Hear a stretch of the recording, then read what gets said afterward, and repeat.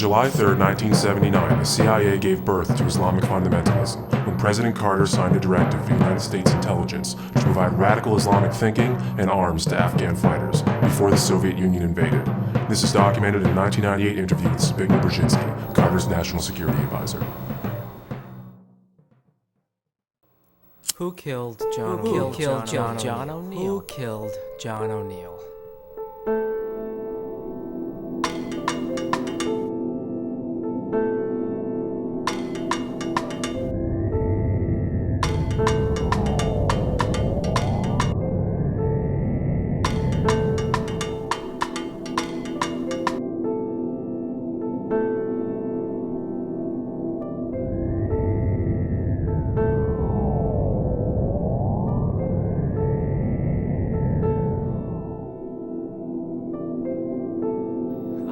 I haven't slept in a month. I don't eat. I don't shower. I don't shave. I don't see anybody. I don't talk. I can't remember the last time I spoke to anyone or even left my. I don't do anything but think.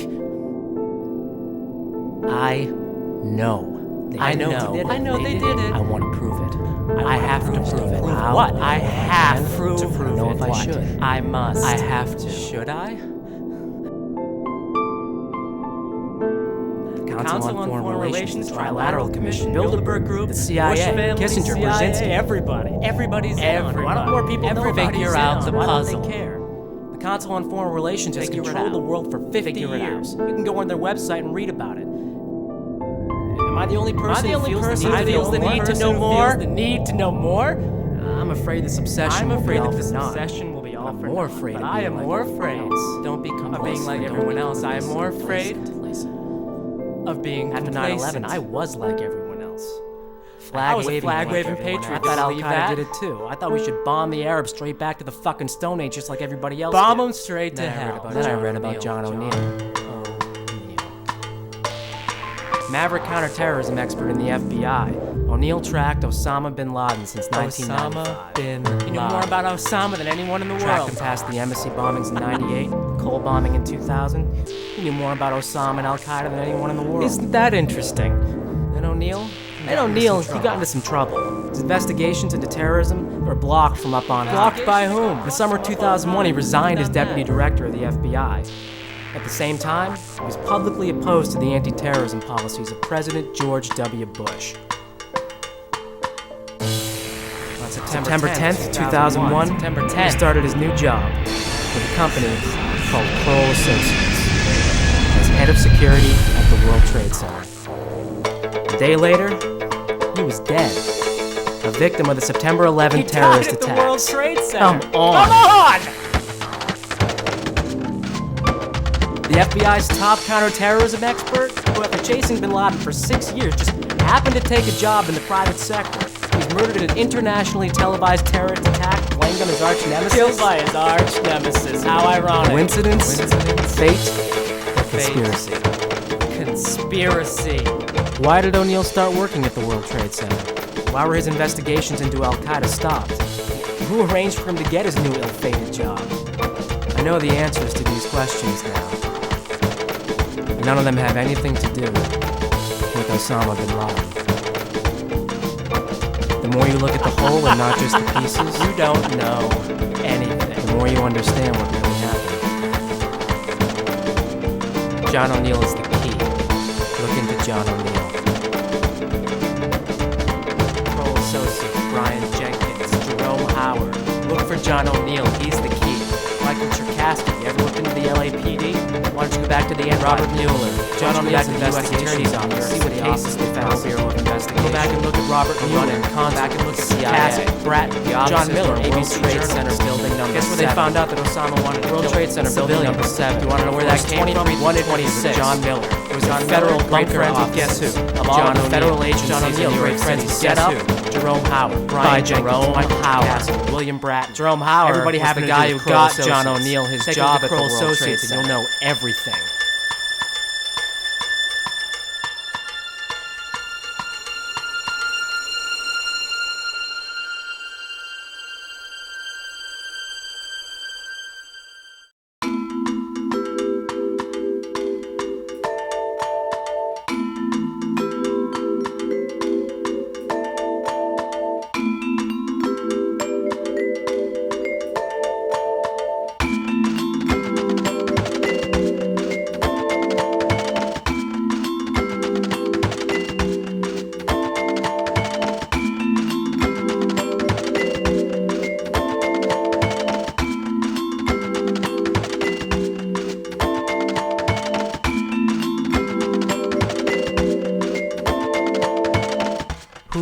killed John O'Neill?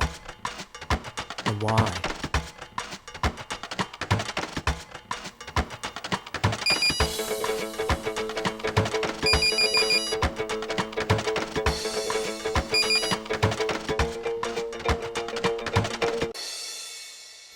That's a very good question.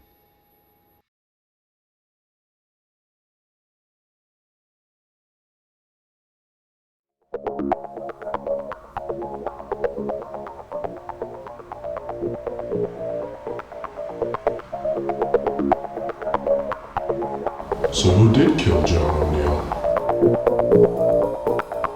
To understand what happened to John O'Neill, you have to know what happened on 9/11. I'm prepared to listen. Are you sure?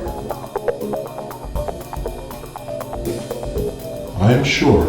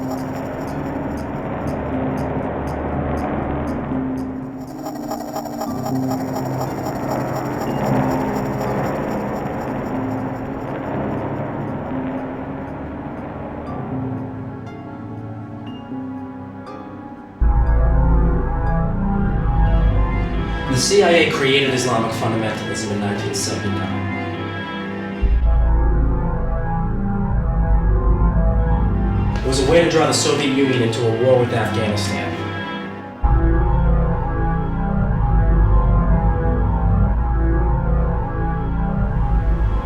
It gave the Soviets their Vietnam War. It destroyed their economy and dispelled support of communism. It was a smart thing to do, wasn't it? Well, not without a price. See, during the war, the US, UK, and Pakistan all supported groups of Arab fighters known as the Mujahideen. Two of the freedom fighters were Ramzi Youssef and Osama bin Laden. Books printed by the University of Nebraska and paid for by the US Department of Education taught the Mujahideen radical theories of Islam and treated them to math problems and literature exercises riddled with allusions to guns, bombs, tanks, just overall general killing. You know, they trained them to be violent, and then they wonder why they become terrorists. It would seem that creating a radical branch of Islam pales in comparison to ending the Cold War. It would seem that way, yes.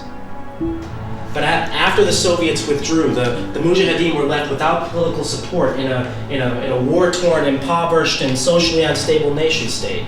So they started a second resistance movement, this time aimed toward the United States. And the primary group formed at this time, in the late 80s, was Al-Qaeda. Al-Qaeda was an intelligence operation from its start, straight up to now. That's a very dangerous thing to say. Even though it's true. See, from its inception, Al-Qaeda has been trained, funded, armed, and supported by the Pakistani intelligence agency, the ISI. The ISI, by its own disclosure, is an arm of the American CIA. It's a very ominous association in light of what happened on 9/11.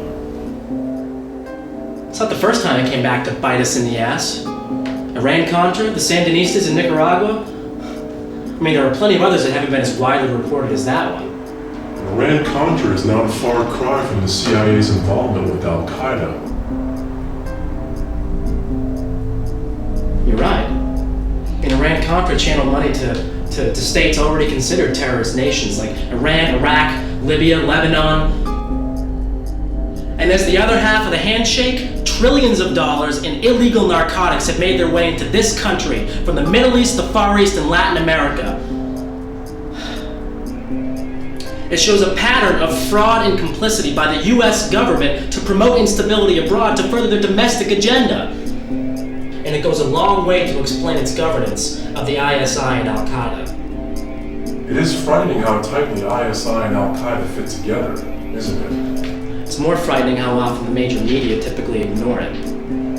The media seem too busy trying to scare us all into submission. Yeah. By aiding the government and covering up the truth and thereby giving credence to the bogus official story. Where is ISI in the official story?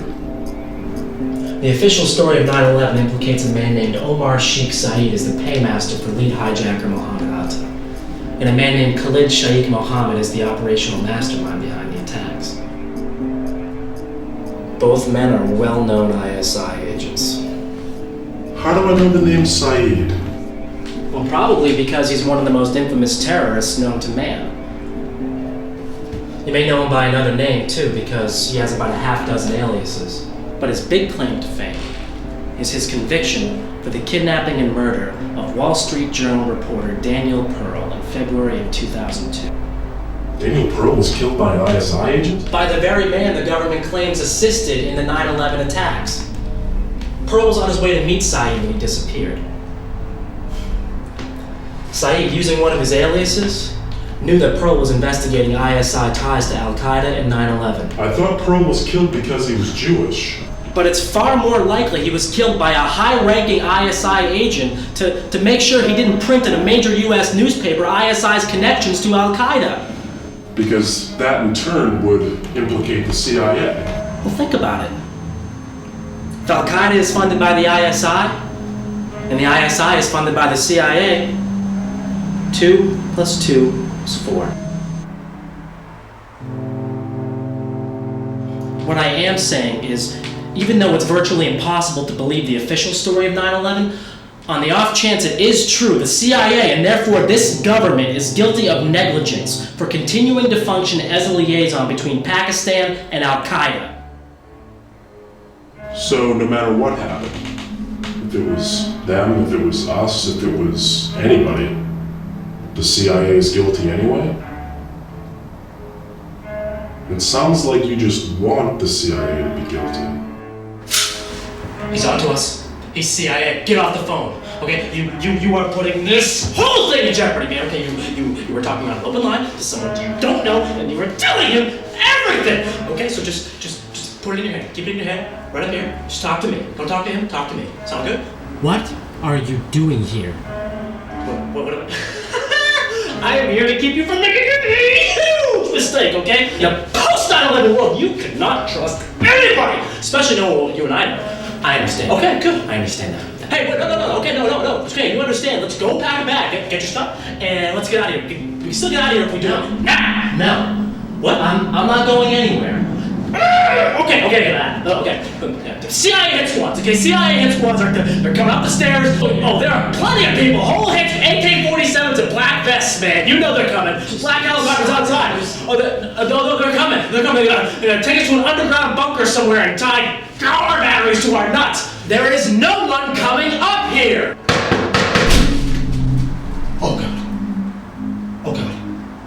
Oh, God, I told you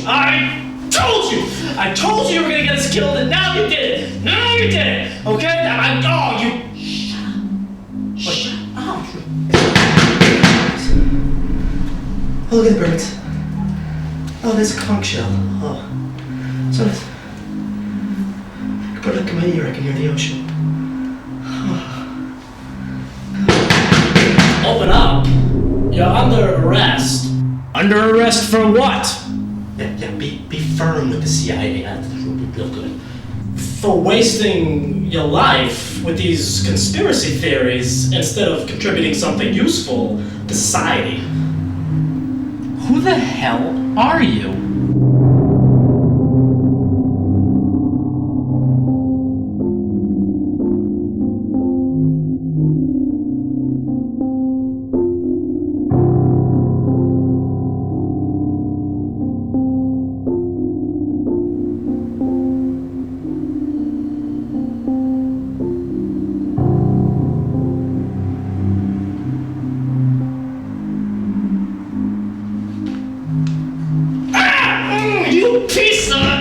I'm the guy that's gonna knock some sense into YouTube.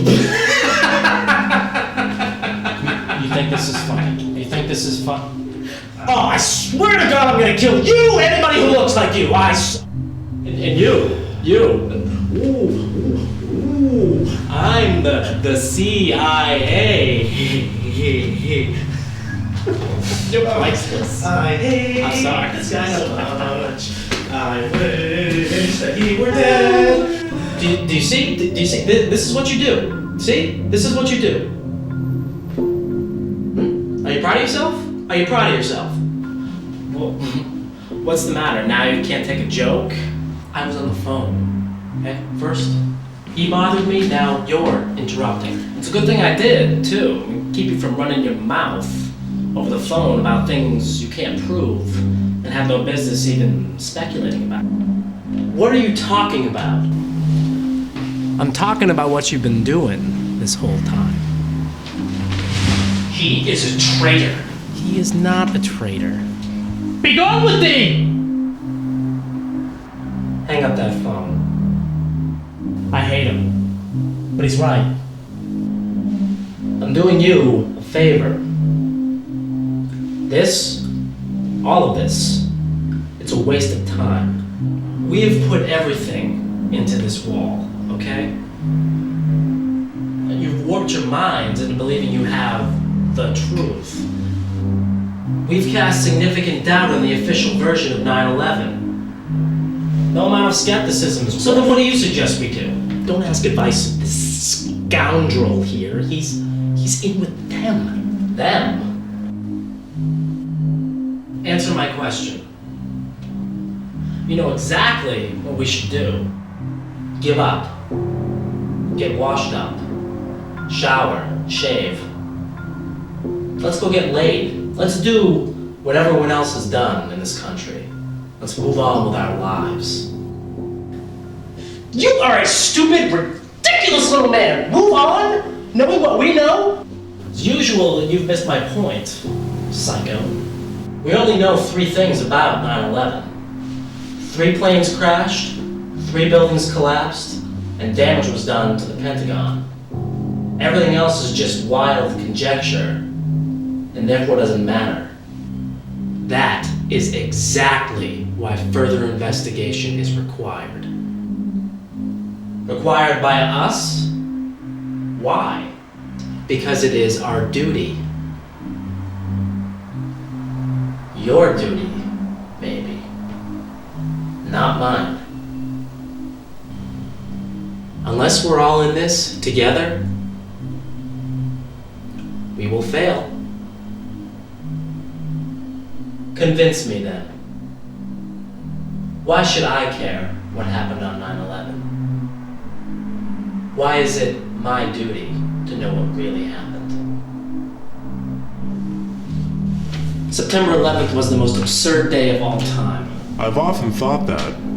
The masses were inundated with hordes of information, all of it pointing to this shadowy terrorist network and its maniacal supervillain Osama bin Laden. Within hours, it seemed as if the government had solved the crime without even gathering any evidence. It did seem a bit forced, I'll grant you. Oh, preach on, brother phone man! Yeah!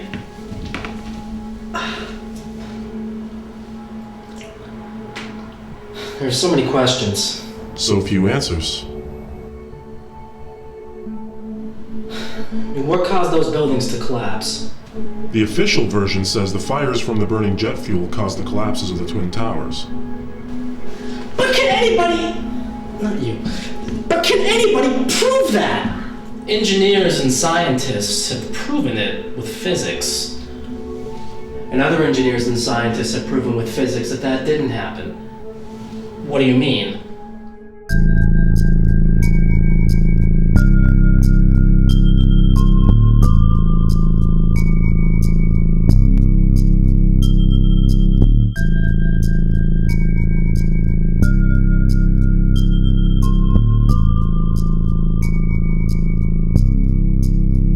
Engineers from MIT, from NJIT, from the American Society of Civil Engineers all say the buildings collapsed from the fire.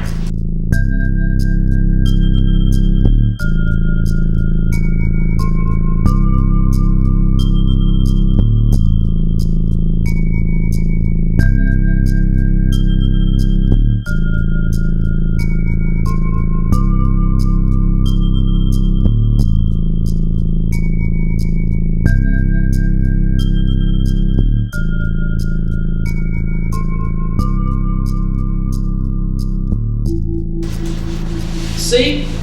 There you go. Who are you? Many other engineers and scientists all say the fires could not have caused the collapses. But this is physics. It's math. It's not up for debate. It is if you don't have all the information. No one knows how hot the fires burned, how wide or fast the fires spread, how long the jet fuel burned, or even what they don't need to know. They have the designs of the buildings, which of course have never been released to the public. And they can make a very well-educated guess. And that's not proof! So why is the official story being shopped around as the official truth? Because no one can prove it's wrong. So it's a universal negative? That's hardly a reason to go to war. Okay. Give me another way those buildings could have come down. Could have been a controlled demolition. It certainly looked like controlled demolitions. And if you look at some angles of replays of the Twin Towers falling, you can actually see squibs where explosive charges are going off. Those could just be latent explosions from the interior buckling of the buildings. The point is, it can't be proven with physics. You know, one person can argue and prove mathematically that one thing happened, while another person can argue and prove the exact opposite. Without the basic tools needed for understanding what was happening inside each building, it is impossible to prove anything. And with absolutely no proof, this government's reaction to 9/11 has essentially been one huge, gigantic hate crime against Muslims. That's because it was first a hate crime against us. Go back to Skull and Bones, you neocon, Republican, Nazi, fascist, Zionist, Satanist piece of shit. Shut up, both of you, okay? Focus. There's one anomaly I've yet to mention here. Which is? Never in the history of construction has a single skyscraper ever collapsed due to fire. Never? Not once. So 9/11 was a historic day for controlled demolitions experts. Now you don't even need the explosives. You can just crash a plane right into the building and let the collapse take care of itself. You're right. It's a bit convenient that 3 buildings fell from fire on the same day when it had never happened before in history. Which brings me to Building 7. For reasons that have never adequately been explained, World Trade Center building number 7 collapsed at 5 p.m. that afternoon. Something's always bothered me about that. It was the strangest thing, and no one ever talks about it. Building 7 was not hit by a plane. But there were fires raging on floors 8, 11, 12, 13, and 18. Those floors in order were the American Express Bank, the Securities and Exchange Commission, Standard Chartered Bank, and Citigroup. Those are 4 financial institutions. Is that a coincidence? There's no such thing as a coincidence. So what? So all the floors on fire had to do with money. Big deal. No, that building also had the offices of the Secret Service and the IRS and the clandestine home to the New York branch of the CIA. I mean, imagine what kind of, incriminating evidence went down in those buildings. Incriminating? How? That branch of the CIA was the headquarters for the joint FBI-CIA investigation into Al-Qaeda. Standard Chartered Bank was used by Omar Sheikh Saeed to wire $100,000 to hijacker Mohammed Atta. Those offices of the SEC were ground zero for preemptive investigation into pre-9/11 insider trading.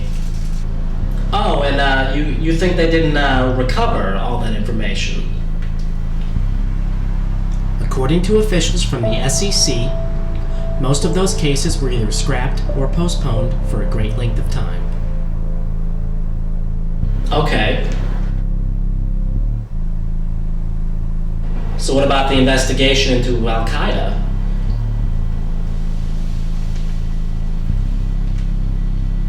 That was being headed by FBI agent John O'Neill. Which brings us back to your original question. Who killed John O'Neill? And why?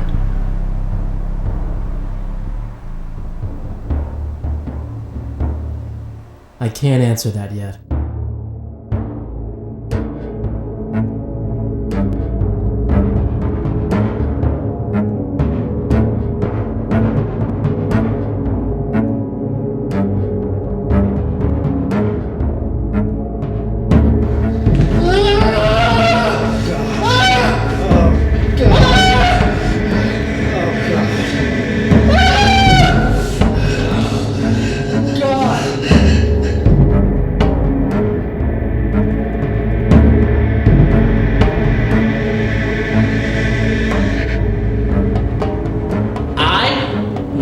Let you destroy all of this.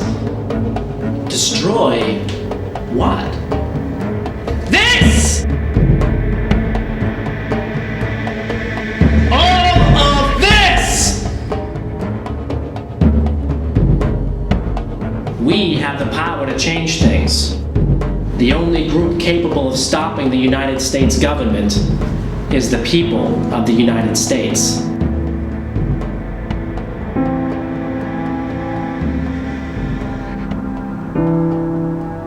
There are several reasons 9/11 was allowed to happen. Allowed to happen by whom? By our government. Why would the United States government allow the 9/11 attacks to occur? It is the oldest trick in the book. You hit your own headquarters, blame it on someone else, and then start a war with the people you framed. Problem, reaction, solution! Problem. Radical Islamic groups have attacked the United States and claim they want to destroy all Western civilization. Reaction! War must be waged against those you have framed, and security must be expanded at home. Solution? No more terrorist attacks. Very informative. I can play along too. I can. Wait, I've got one. Wait. Problem. You're both pissing me off. Reaction. I hate you. Solution. Go fuck yourselves. This wasn't the first time it happened. Give me an example.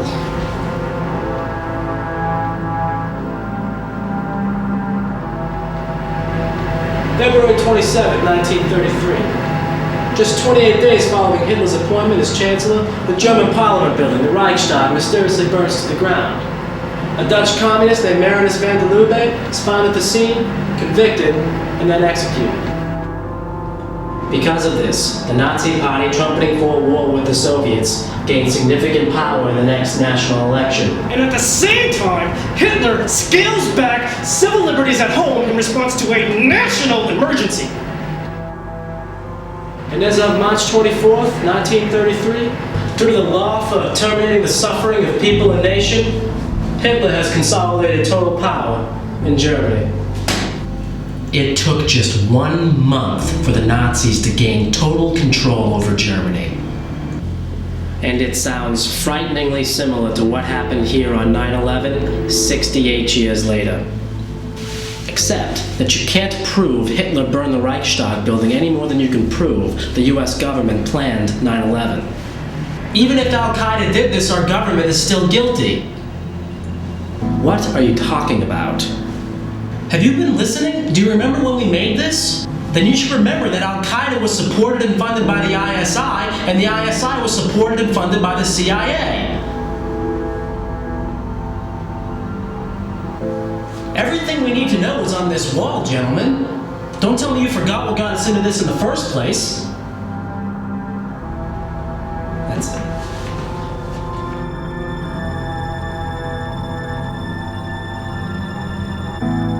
If we are going to do anything, we all have to be clear on every single detail on this wall.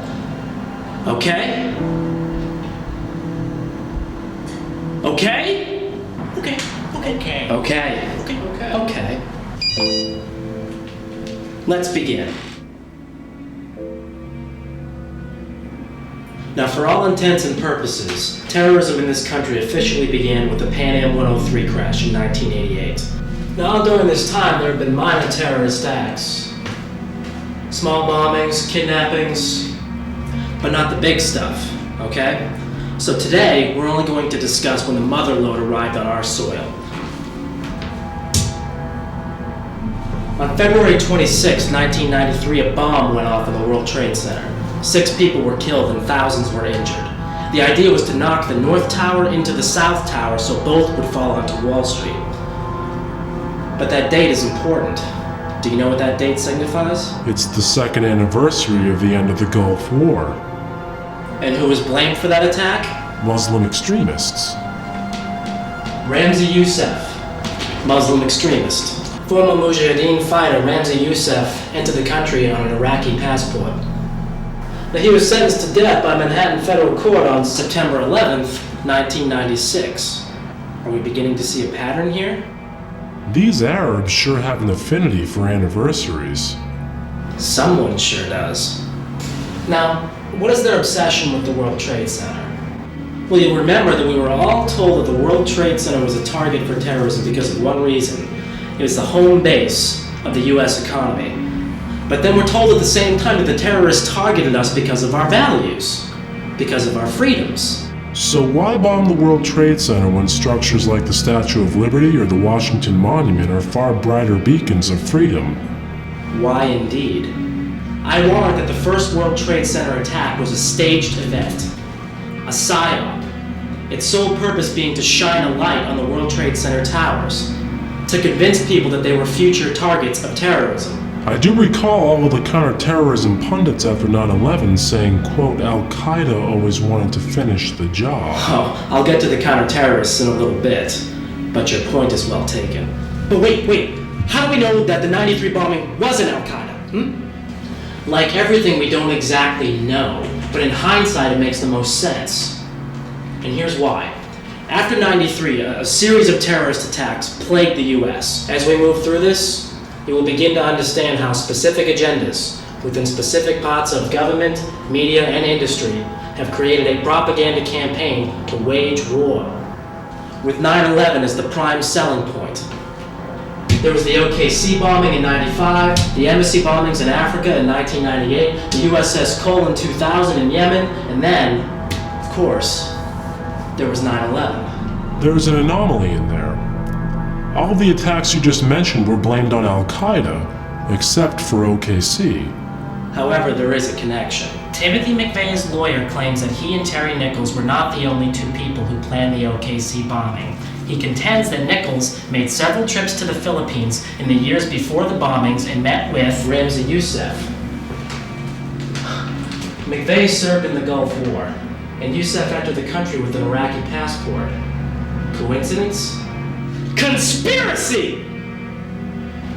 McVeigh and Nichols both visited al-Qaeda training camps in the Philippines after the Gulf War. Now, at McVeigh's trial, significant evidence came out that either al-Qaeda, Iraqi intelligence, or both assisted in the OKC bombings. And more importantly, hundreds of thousands of documents were withheld by the FBI from McVeigh's attorneys. The director of the FBI at that time was Louis Freeh.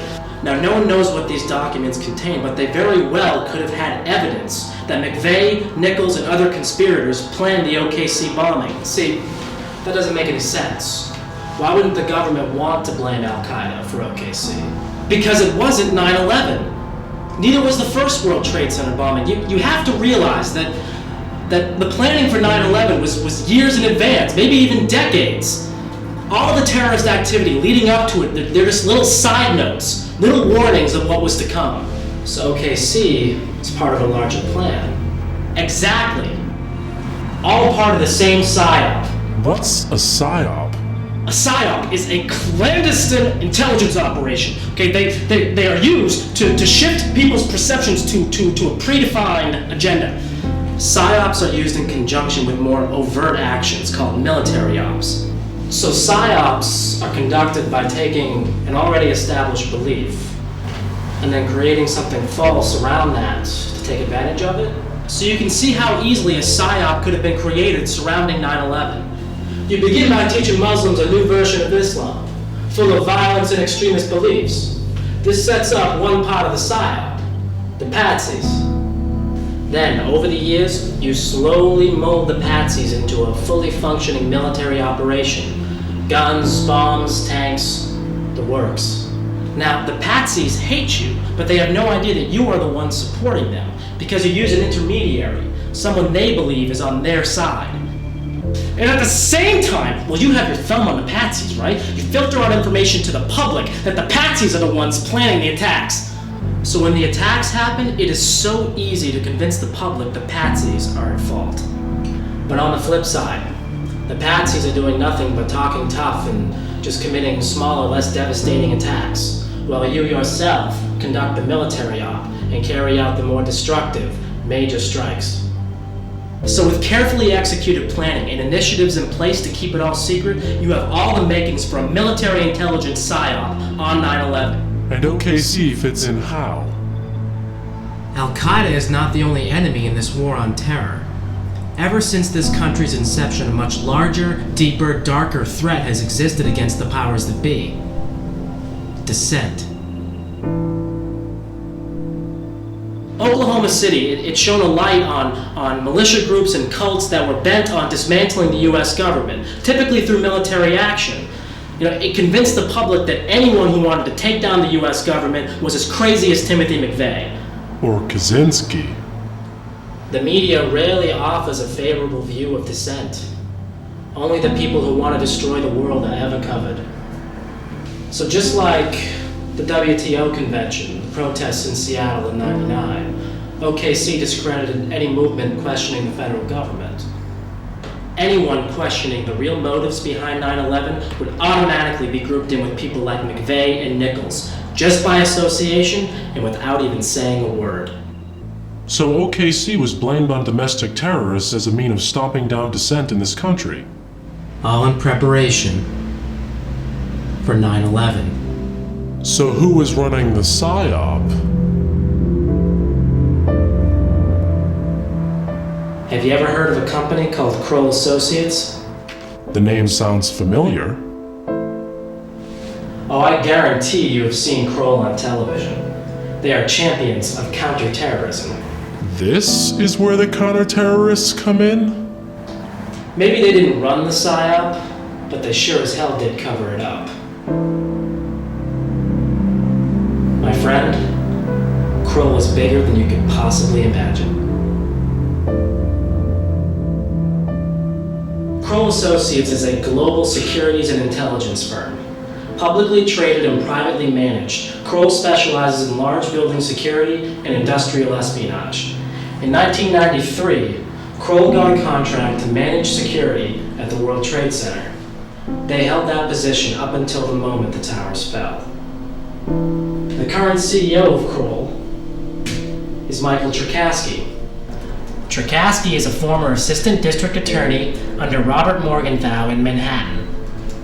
The former employees of Kroll include people like William Bratton, a former police commissioner in Boston and New York City, and now chief of the LAPD. And then, of course, there's Brian Jenkins.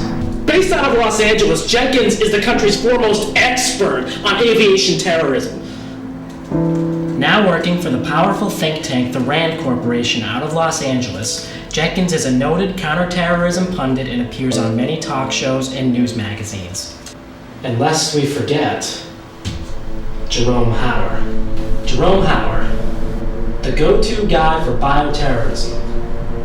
In an investigation of 9/11, Hauer's name comes up more than anybody else's. As a managing director of Kroll in New York City, Hauer was responsible for doing security at the World Trade Center. Jerome Hauer is also the guy that got John O'Neill his job as head security at the World Trade Center. Yes, he did. Just prior to this, Jerome Hauer was Rudy Giuliani's right-hand man in New York, where he headed up the Office of Emergency Management, OEM, FEMA, in New York City.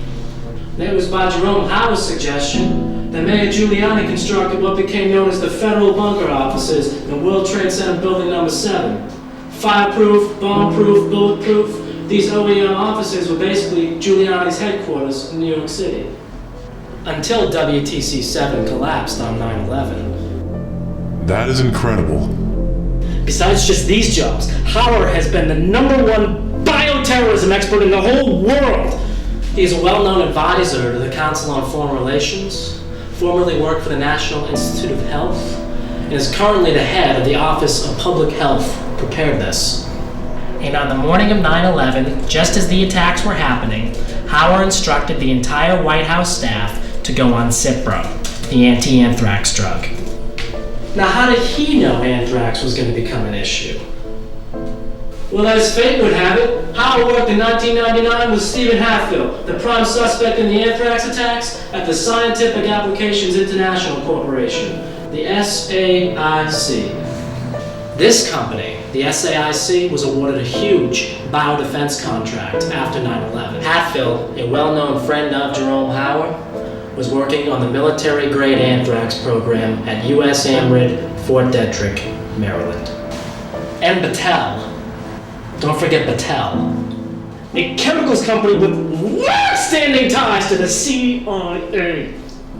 Hauer was well aware of the U.S. AMRID project in Maryland. So is Hauer CIA? Kroll is CIA! Come on! We don't know that. Oh, yes we do. Yes we do. I mean, they're intelligence, not just gonna come right out and say it. But you know what they do. You know what they do. Oh, you know it. They are private intelligence! A managing director there has said, quote, Kroll is like a private CIA. He knows what's going on. He knows what's going on. And there are other companies like Kroll as well. There's T&M Protection, run by Robert Tucker. Tucker met with O'Neill and Hauer the night before 9/11. They had drinks at Elaine's. There's Strang Hayes Consulting. There's Wackenhut Corporation. Then there's CTC International, the Cohen Group. And then there's Strategic, formerly called Securicom. Strategic also had a contract to do security at the World Trade Center. Securicom also had security contracts with Dulles International Airport and United Airlines. And remember, United had 2 planes crash on 9/11. And one of those planes came from Dulles. Now, an interesting note about Securicom is that from 1993 to 2000, one of its principal shareholders was a man by the name of Marvin Bush.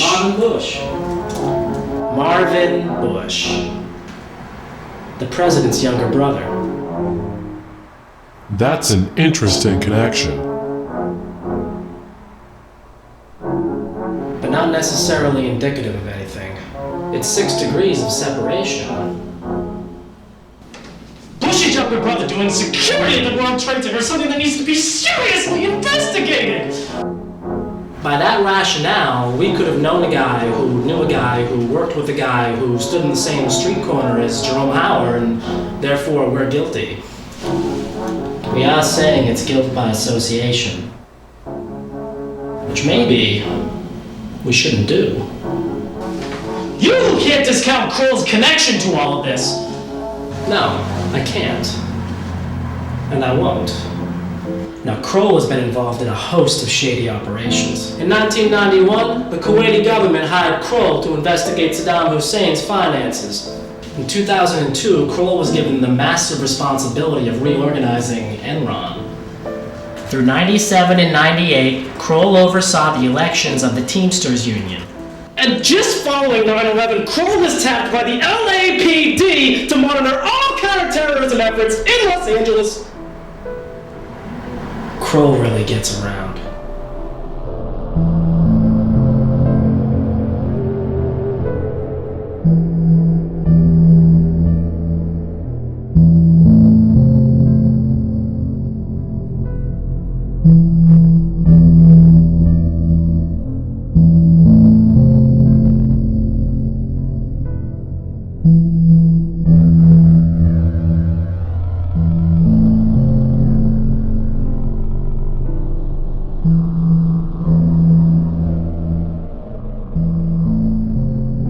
Kroll is tied to the FBI as well.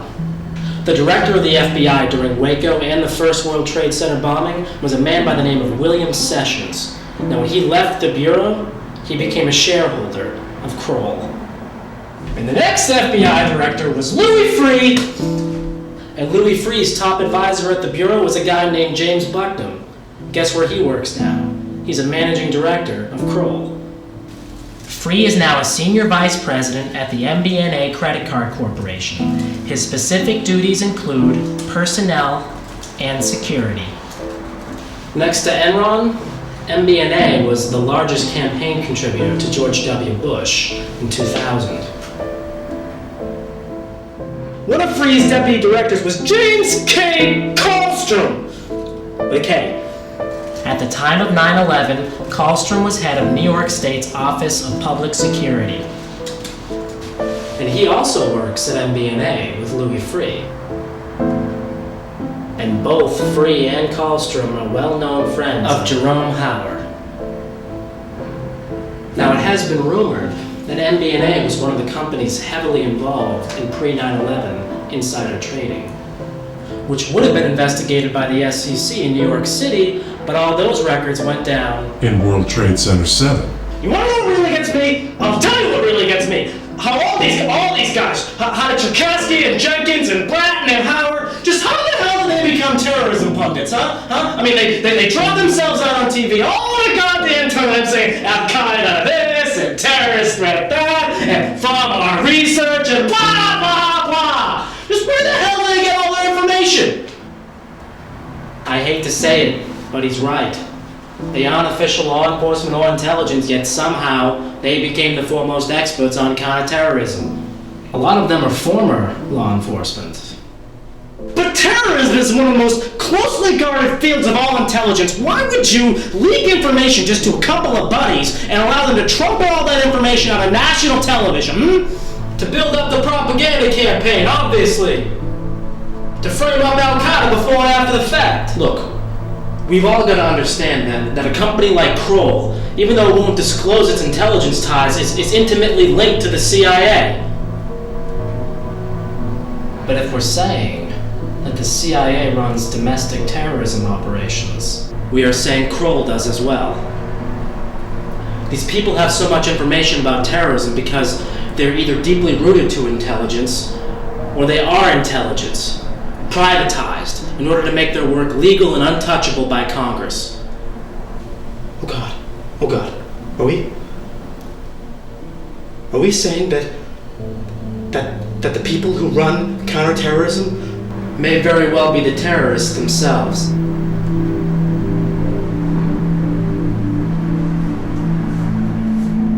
Look, it's no coincidence that Kroll did security at those buildings. And it's no secret that Kroll employees have more inside knowledge about terrorism than even the FBI and the CIA do.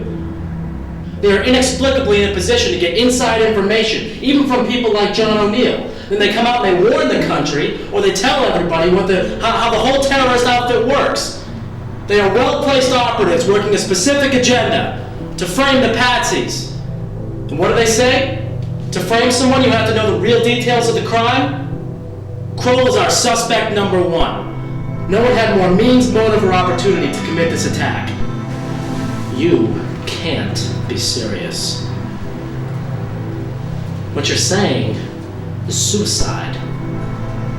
You do not go out and publicly accuse a company like Kroll Associates of being a publicly traded terrorism company, okay? These people profit from insider knowledge of coming terrorist attacks. They don't disclose their credentials or their contacts. They merely claim they are experts from Kroll, and that's supposed to mean they are trustworthy. We need to stick to what we can prove here. All of this is just blatant speculation and can discredit this entire thing. Unless it's true. This is not how you run an investigation. You do not just dream up a hypothesis and then change the evidence to make it come true. You follow your leads, which led to Kroll! But not to this wild theory. I'm sure that these counter-terrorists are involved somehow, but there is no proof whatsoever that they took part in any of the attacks or even had any foreknowledge.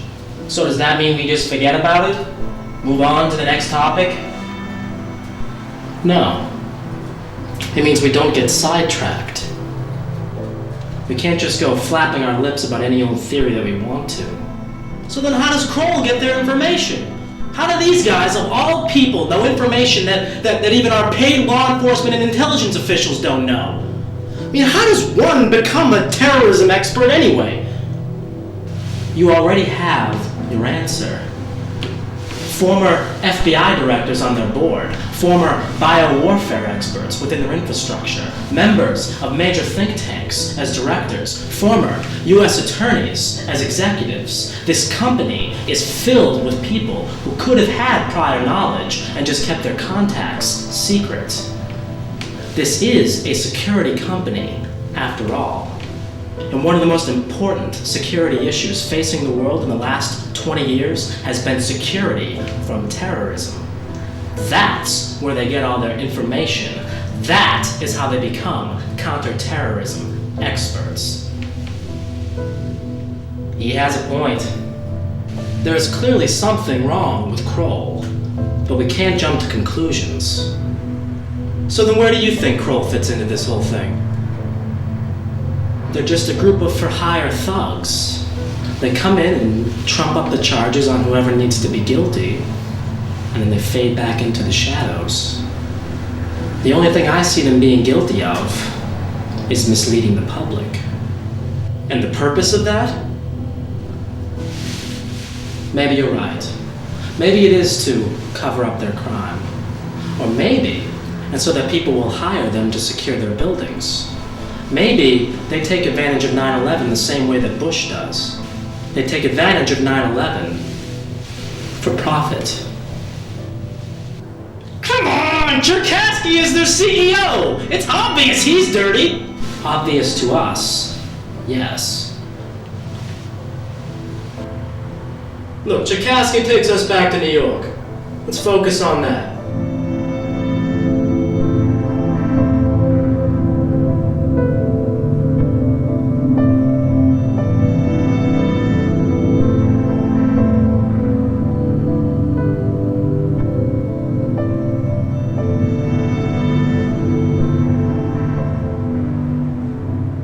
How much do you know about the U.S. Attorney's Office in the Southern District of Manhattan? Not that much, although I'm sure they've been involved with the most high-profile cases in this country's history. Right, and it's time we went through that history. Louis Freeh spent his entire career in law enforcement in New York City before becoming FBI director. And from 1981 to 1991, Free worked as a U.S. attorney in the Southern District of New York City. And Rudy Giuliani worked in that same office from 1983 to 1993, just before he became mayor. And do not forget, don't you dare forget, that Cherkasky, the current CEO of Kroll, okay, the Kroll guy, he was in New York too. At the same time, he was doing all the prosecutions too. You know it. Make sure you tell him that. But Noriega, Gotti, and the BCCI have one very special thing in common. What's that? They were all key players in the global drug trade. I figured drugs would make their way into this story. Make their way? My friend, drugs are at its core.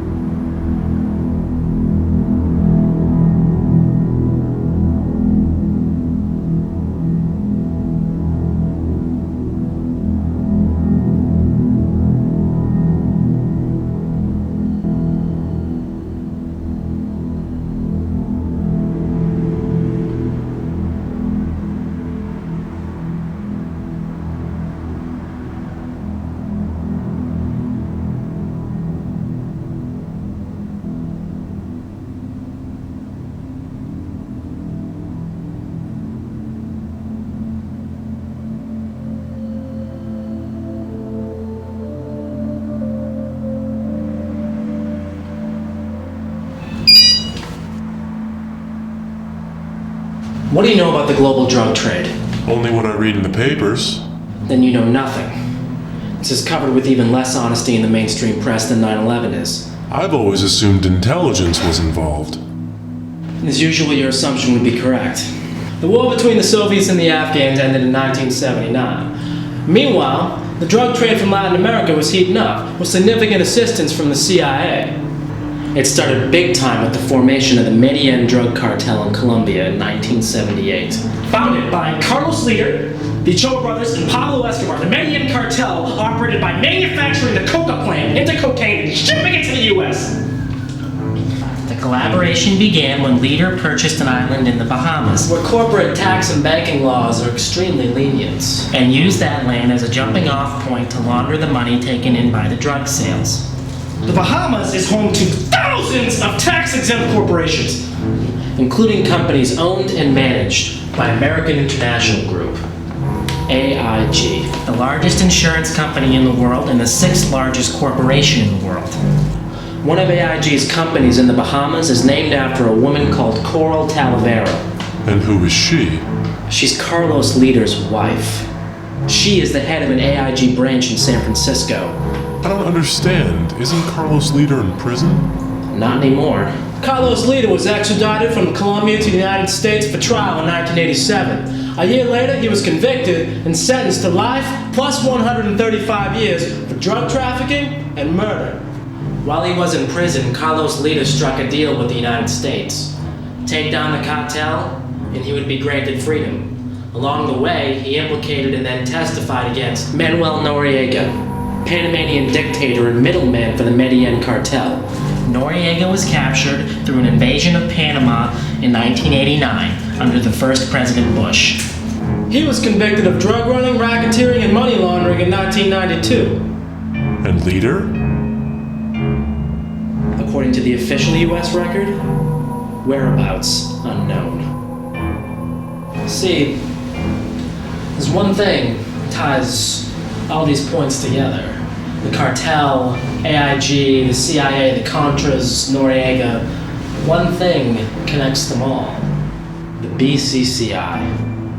The Bank of Credit and Commerce International, or for our discussion today, the granddaddy of all money laundering scams.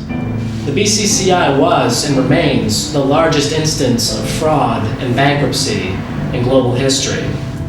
Located out of Abu Dhabi, the BCCI operated without fail throughout the 70s and 80s as a money laundering and investment finance bank.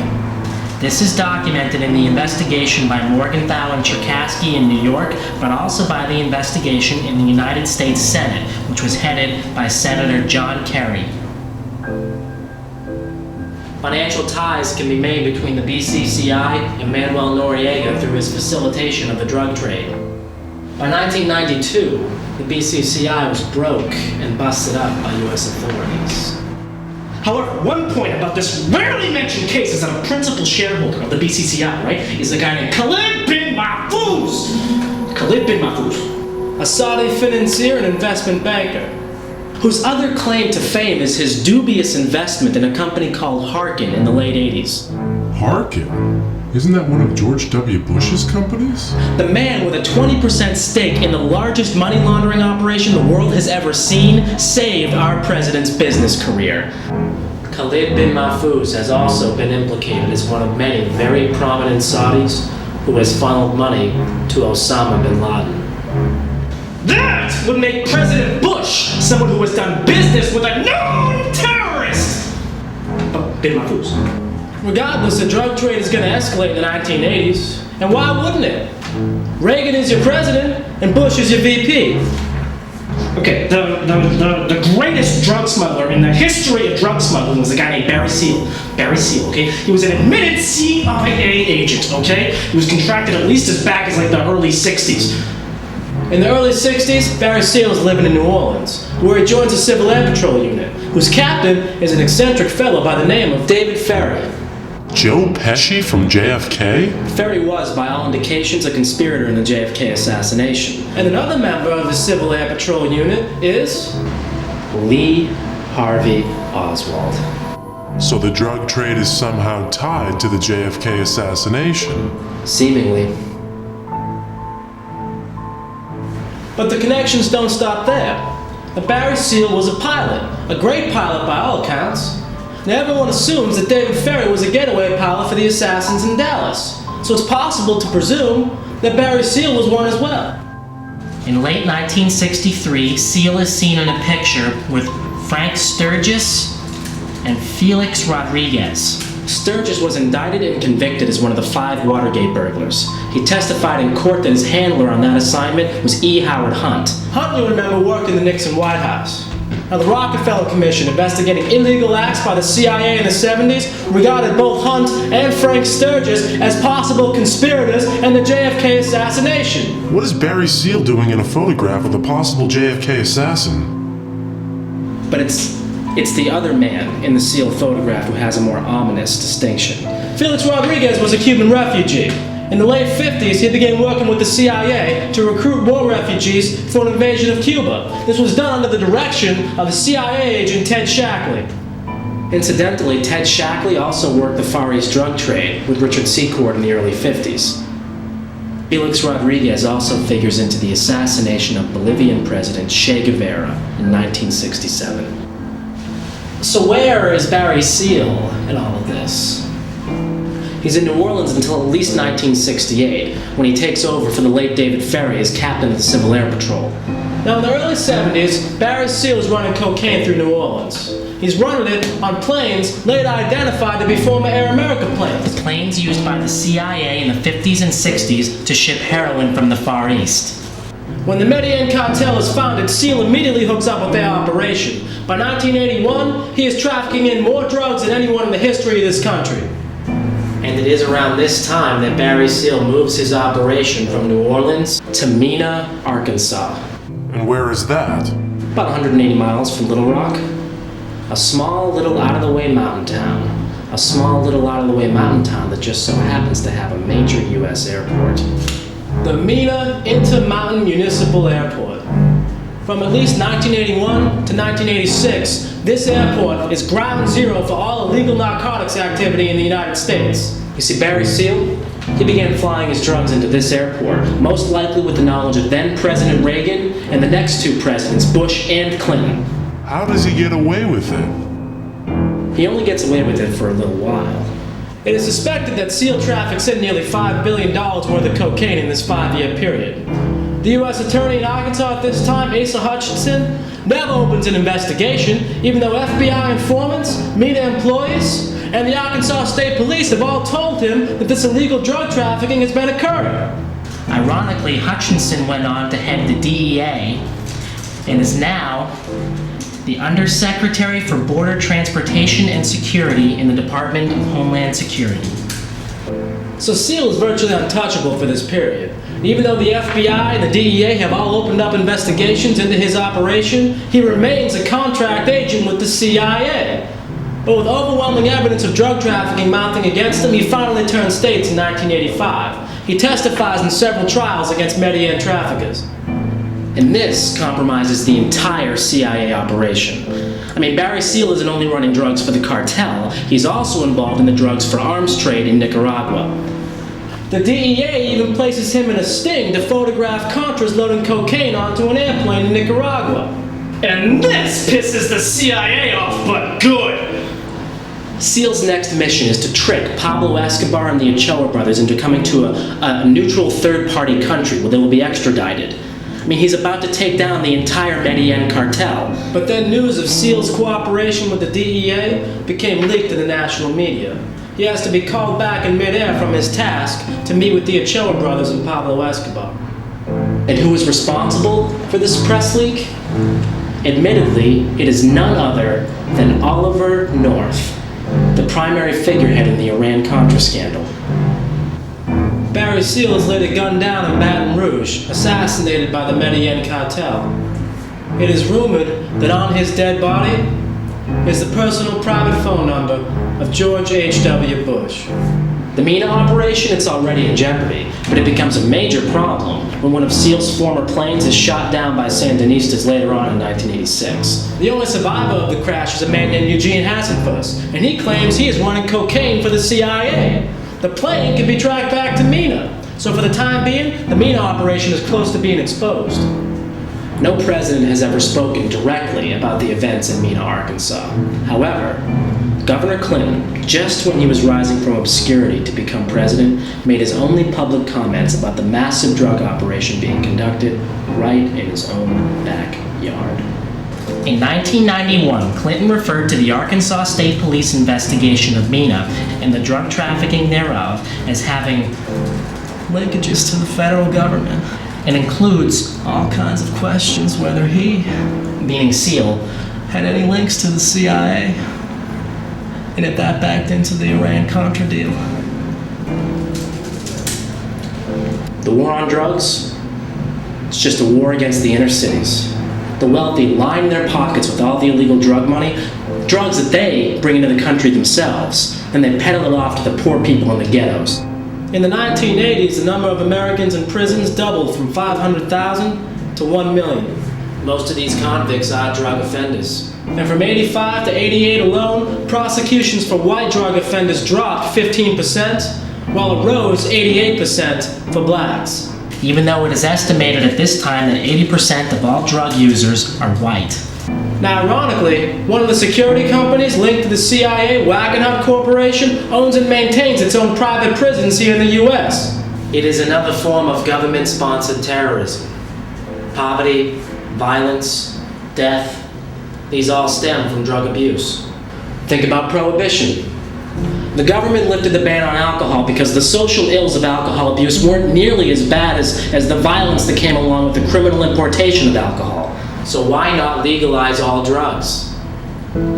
Surely there would be more drug addiction, more drug-related death, but there would be far less violence associated with the illegal sale of narcotics. And which is the lesser of two evils? The CIA has destroyed the inner cities of this country, destroyed millions of lives at a profit. I'll give you one guess as to the primary bank used for laundering the money from the global drug trade. The BCCI.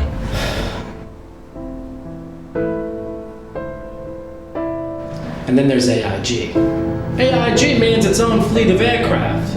AIG owns and maintains over 400 airplanes. Any number of these planes could be used for the transfer of narcotics. And in 1987, the Arkansas Development Financial Agency collaborated with AIG to found Coral Reinsurance. named after Carlos Leder's wife, the same year Leder was extradited. The formation of this company has never been filed with the SEC. There's no known paperwork on it at all.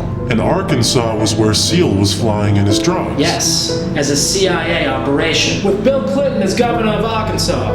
During the heyday of the BCCI, with Noriega still in power in Panama, And with John Gotti heading the New York Mafia. where more drugs end up than anywhere in the world. This truly is a vast conspiracy. You could say that. AIG's founder is a well-known CIA operative, C.V. Starr, and one of AIG's current directors is the son of CIA founder Frank Wisner. Now, the chairman and CEO of AIG is a man named Maurice Hank Greenberg. Now, he's formerly the head of the New York Stock Exchange and the Federal Reserve. Not only that, in 1995, his name was floated by all people, Jay Rockefeller, to be head of the CIA. Instead, Bill Clinton appointed John Deutsch, who had been a director of the SAIC, the technology and biodefense company formerly advised by Jerome Howard and Stephen Hatfield. But don't lose sight of Greenberg. Maurice Greenberg has also chaired the Council on Foreign Relations, the CFR, What's that? one of the most powerful organizations in the world. Founded in 1921 by President Wilson's chief counsel, Colonel Edward House, the CFR operates as the primary advisor to the United States government.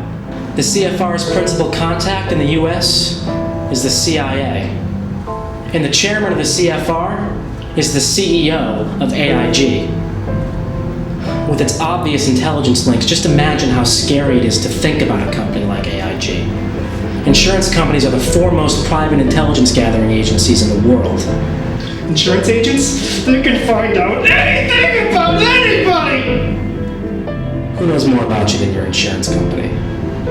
Your medical records, your bank records, driving records, personal history, your fucking life story.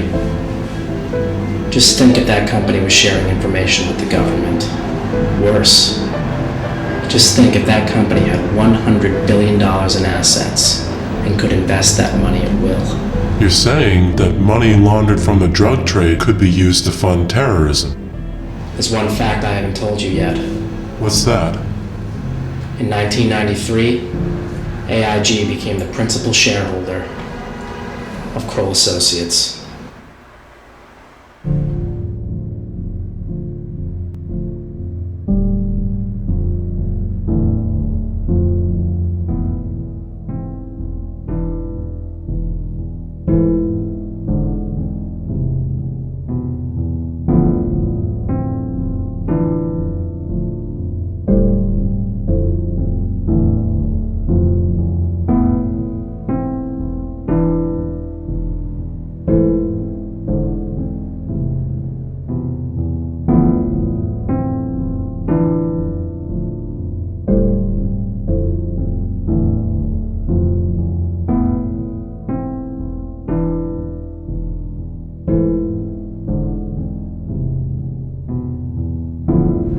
I don't want to break up the beauty of our collective silence here, but I don't know about any of you.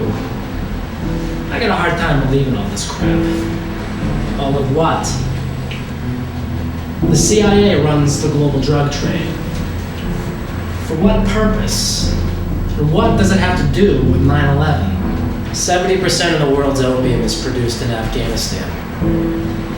Think about that for a second. The CIA has run heroin and cocaine for 50 years. They had a military presence in Afghanistan in the 80s, and they created the Mujahideen. And you think all that is related? After the fall of the CIA in the 70s, and with the near disastrous Iran-Contra and MENA exposures, the intelligence community had to realize that its facilitation of the drug trade, if revealed to the public, could prove fatal to any and all future endeavors. So, if you're the CIA, you might get a little smarter about it. With MENA, the CIA had no cover story, no backup plan. Instead, the entire operation was nearly outed, and the whole global drug trade almost became public knowledge. You have to move the MENA operation. Well, where do you move it to? Someplace even more out of the way than MENA. And what's more out of the way than a flight school? Wow.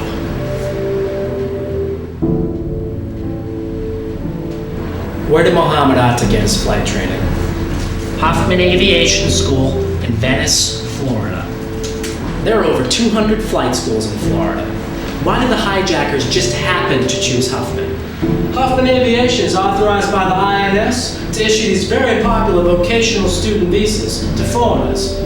These allow people to enter the country legally and without much paperwork. Mohammed Atta had one of these visas. Guess who gave it to him? It's Rudy Deckers, CEO of Huffman Aviation. And there is overwhelming evidence that Rudy Deckers works for the CIA. Why would a CIA agent run a flight school?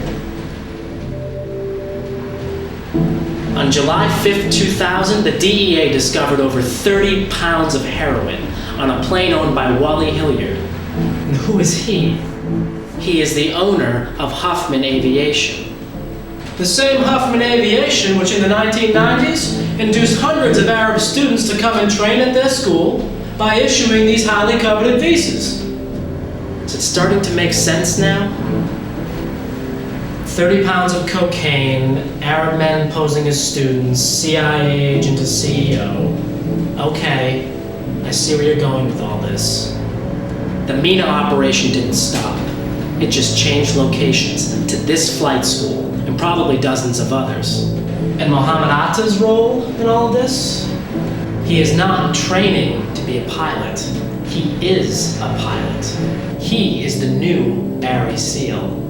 There is evidence Mohammed Atta had flight training at Maxwell Air Force Base in Alabama. And if he already has flight training, why is he attending a flight training school? Who says Al-Qaeda is a terrorist operation? Al-Qaeda was formed in the wake of the fall of the Soviet Union in Afghanistan. The phrase translates literally to mean the base. They are essentially an arm of the former Mujahideen, which was created by the CIA. The CIA runs drugs globally. The CIA trains its own armies and pilots and instills a military presence in every country, all around their crop. The Sandinistas, the Colombian death squads,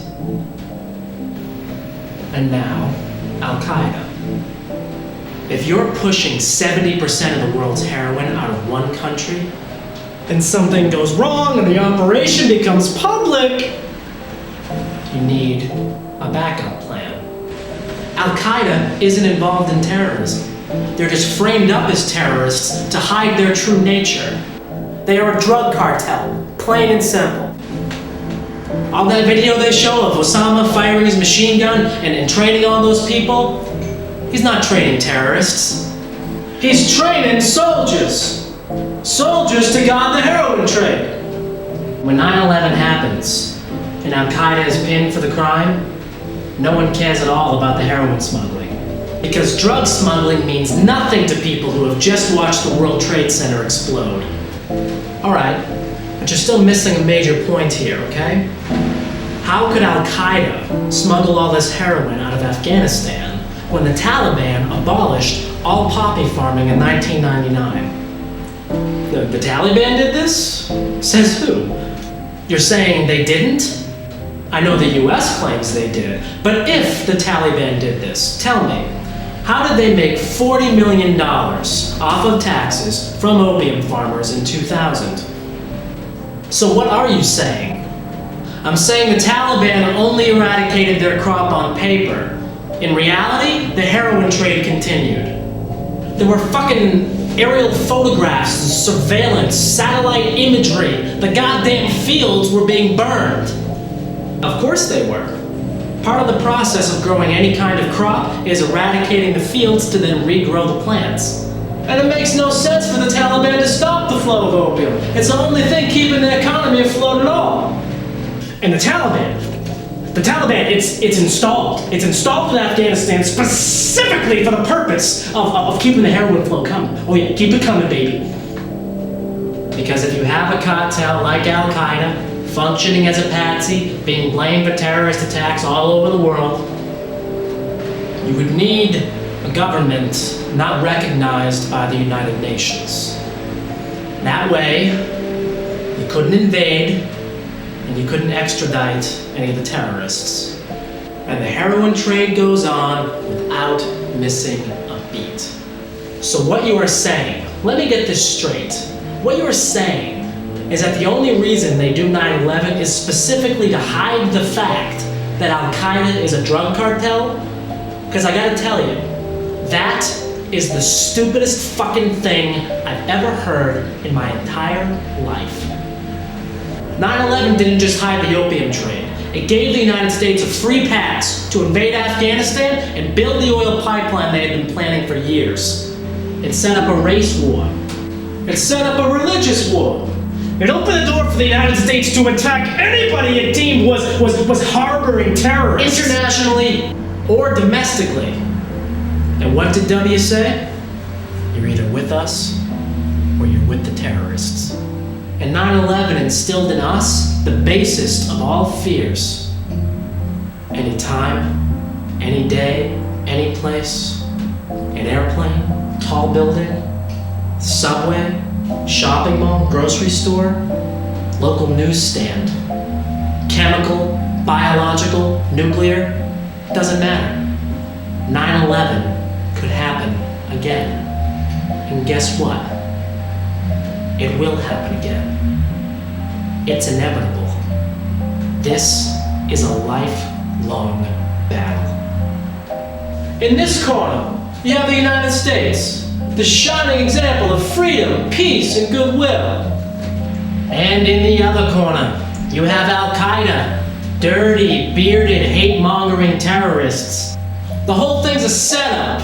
It's a show. It's theater. It distracts all of us from what's really going on. The systematic destruction of national sovereignty all across the world. That is preposterous. What's easier to believe? When Al-Qaeda is a vicious terrorist organization bent on annihilating all freedom and peace in the world? Or it's a cartel whose sole purpose is to ensure the safety of the heroin trade out of the Middle East? That is a real tough one. I'm gonna go with option A. They are Islamic fundamentalists. They flew fucking planes into the World fucking Trade Center, okay? They killed some 3,000 infidels along with themselves because Allah told them it was a smart thing to do. If I were to tell you that a man habitually does cocaine, frequents strip clubs and escort services, would you believe he were A, a drug runner, or B, an Islamic fundamentalist? That's obvious. What is your fucking point? The man I am referring to is Mohammed Atta.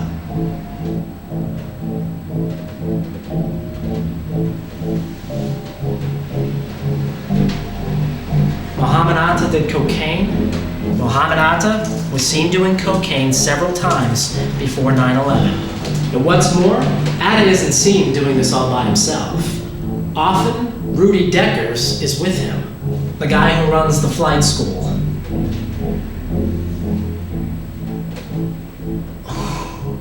Islamic fundamentalism strictly forbids the ingestion of any unnatural drug, and it firmly teaches that treating women as objects of desire is a sin.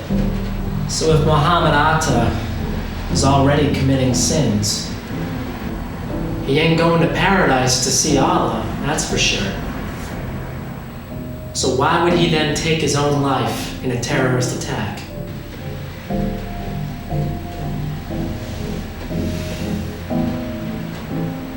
If you can conclude that Mohammed Atta did not fly one of those planes into the World Trade Center, then you must conclude something else happened on 9/11.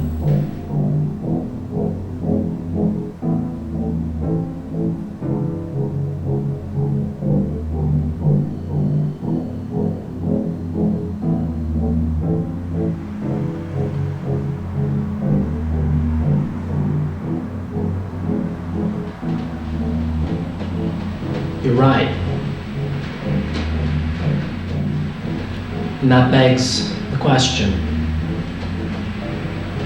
what really happened on 9/11?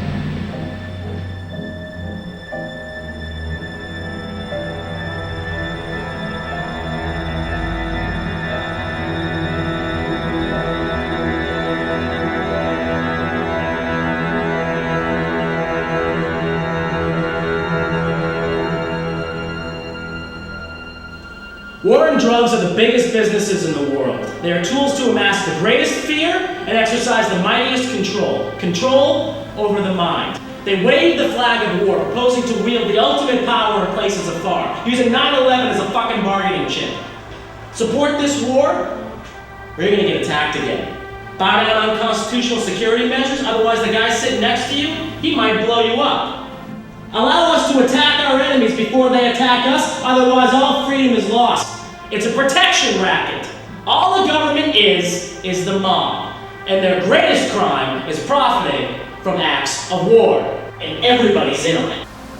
Defense contractors manufacture weapons for use during war, while supporting and financing political candidates who will go to war. The government that buys weapons from these companies in the event of war. Now, with war crippling to most economies, nations must then borrow money and go into debt.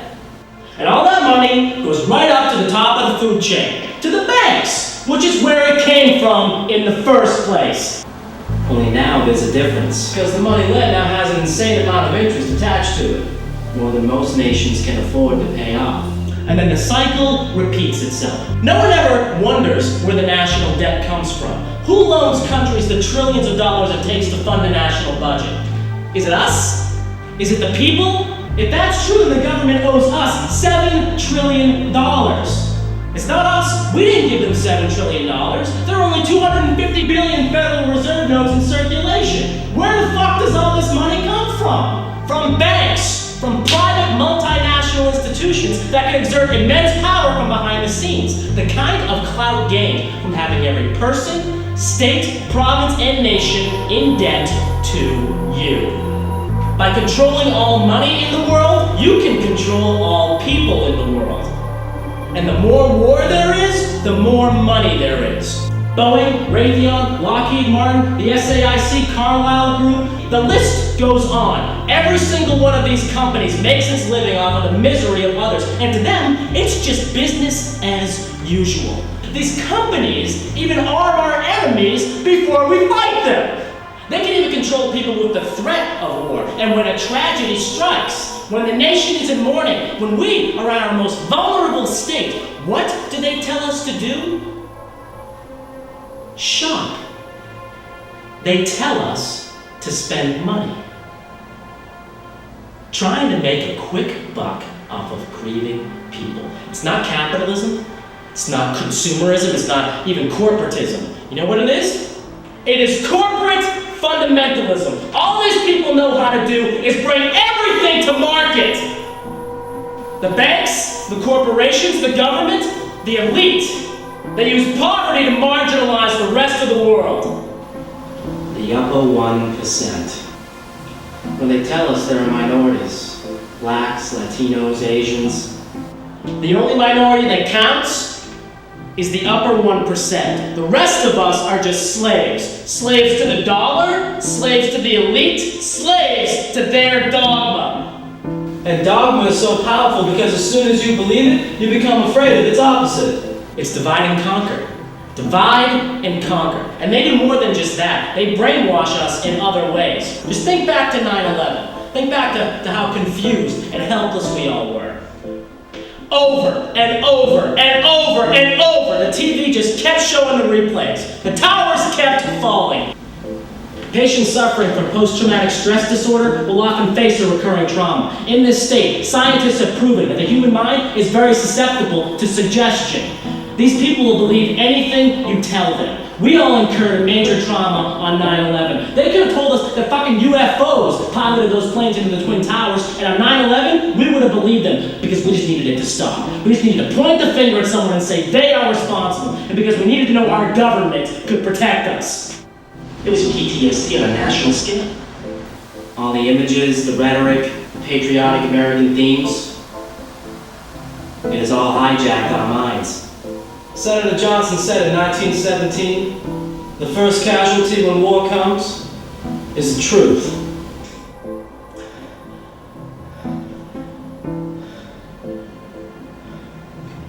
And what are we going to do about that?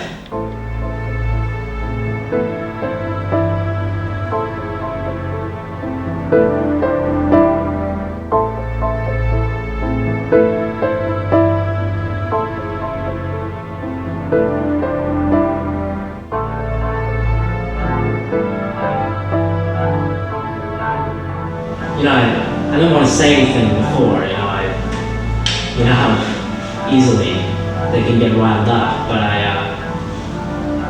wanted to tell you. And I think what you've done here, it's very courageous. You do, yes. I do. I mean, you've challenged something which has already become official history. And you've done all your research. You've gotten all your facts straight. I mean, you've done something here which could persuade nearly anyone 9/11 was an inside job. But it's not enough. You've got to understand something. I believe everything you've said here. I do. But there's not a damn thing you can do to stop it. You are just one man. You're fighting a machine that has been running almost on autopilot for thousands of years. How do you plan on killing it? People will believe. People want to believe. That doesn't mean they will. We've got to make them believe. But what do you propose to do? And do you plan to revolt? How do you plan on doing that? We must do something. I agree. But what?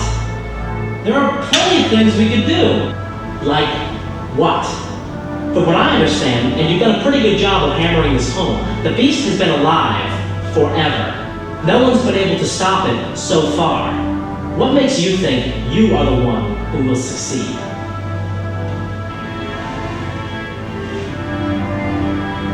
Honestly, what do you suggest? Vote?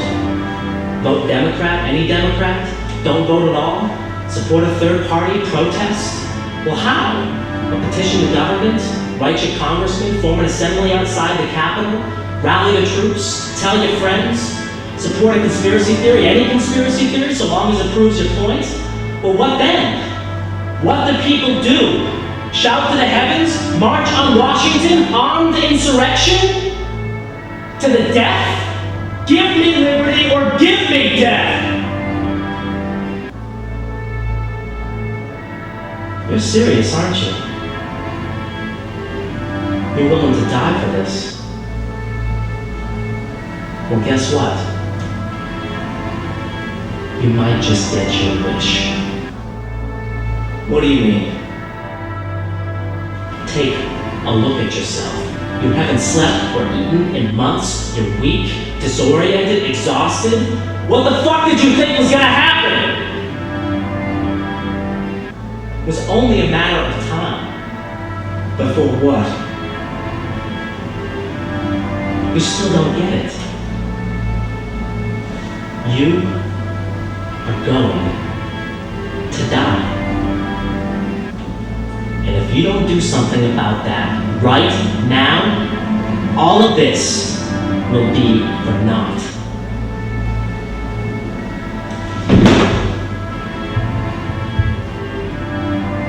We must do something.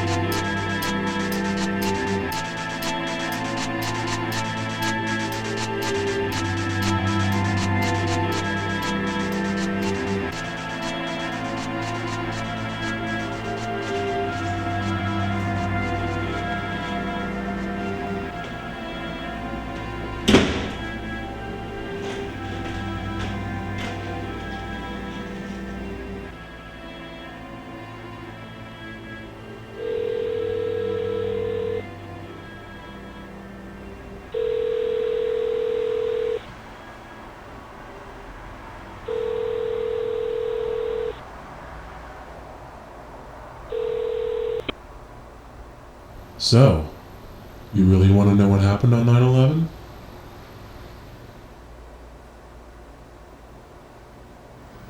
I am prepared to listen.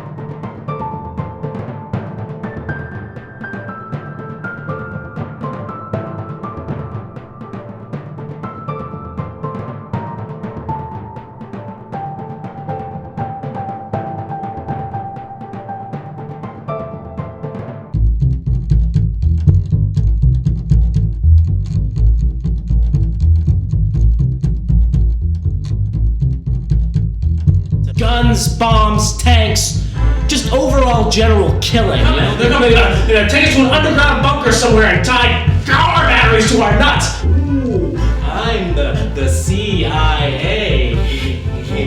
Had any links to the CIA? And if that backed into the Iran-Contra deal? He has a point. He's training soldiers. Soldiers to guard the heroin trade.